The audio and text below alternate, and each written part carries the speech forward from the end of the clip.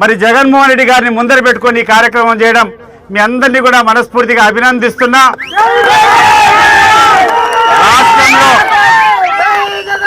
రాష్ట్రంలో ఎక్కడికి పోయినా ఒకటే ఒక నినాదం, అది జగన్ యొక్క నినాదం, జై జగన్ అనేటువంటి నినాదం.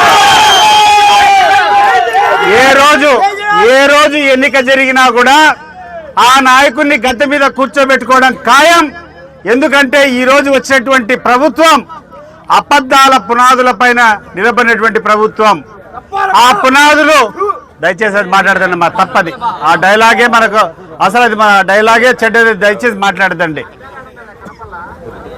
ఈ ప్రభుత్వం ఈరోజు వచ్చేటువంటి ప్రభుత్వం అబద్ధాల పునాదుల పైన, అంటే కేవలం అబద్ధాలు చెప్పి ప్రజలను ప్రలోభపెట్టి తల్లుబల్లి మాటలు చెప్పి ఏంటో ప్రజలకు ఇస్తామని చెప్పి మోసంతో వచ్చేటువంటి ప్రభుత్వం.